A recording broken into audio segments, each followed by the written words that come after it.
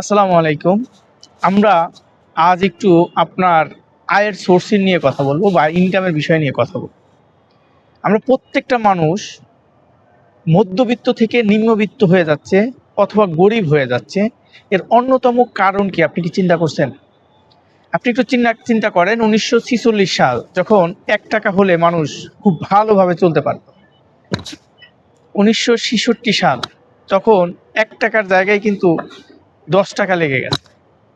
১৯৮৬ সাল সেই ৳১০ খরচ কিন্তু ৳১০০ চলে আসছে, যেটা একটা পরিবারের খরচ, নিট খরচ। যেটা ১৯৮৬ থেকে ২০০৬ সেখানে কিন্তু চলে আসছে ৳১০,০০০, মানে একটা শূন্য বেড়ে গেছে।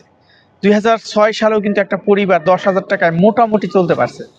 ২০২৬ সাল বর্তমান যুগে একটা পরিবার ঢাকার শহরে চলতে হলে মিনিমাম ৳১,০০,০০০ তার খরচ প্রয়োজন।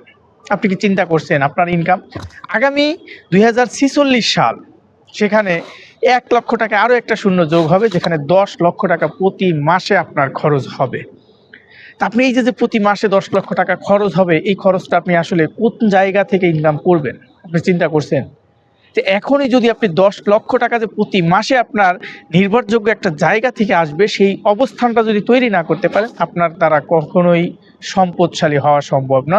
আপনি সবসময় ডিপ্রেশনের মধ্যেই থাকবেন।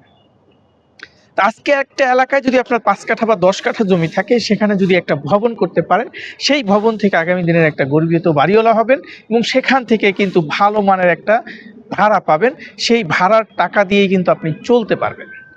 তা আপনি যদি এখনই চিন্তা না করেন, সেক্ষেত্রে ভবিষ্যতে কিন্তু চিন্তা করলে আপনার ওই সময় বৃদ্ধ বয়সে আপনি অনেক কষ্ট করবেন, বা আপনার বাচ্চারা আবার আপনার মতো অনেক কষ্ট করে শুধুমাত্র জীবনটাকে উপভোগ করতে পারবে না, শুধুমাত্র কাজ করবে আর ইনকাম করবে আর বাজার করবে, খাবে। যখনই বড় ধরনের একটা অসুস্থতা আসবে, তখনই সে বিপদে পড়ে যাবে। তাই আর দেরি না করে নতুন একটা ঢাকায়, নতুন একটা এরিয়ায়, নতুন একটা জায়গায় আপনি একটা সম্পদে বিনিয়োগ করুন। আপনার বিনিয়োগটা বহুগুণ যেন বাড়ে, সেই একটা এরিয়া দেখে আপনি বিনিয়োগটা করতে পারেন। এবং এই সুন্দর যদি কোনো গাইড লাগে, আপনাকে আমি গাইড করব, বিনা পয়সায়, কোনো টাকা পয়সা আমি নেব না। এবং আপনার কোনো বিষয়ে যদি কোনো ধরনের ঝামেলা থাকে, আপনি আমার সাথে যোগাযোগ করুন, আমি আপনাকে 1-to-1 সার্ভিস দিব। ধন্যবাদ।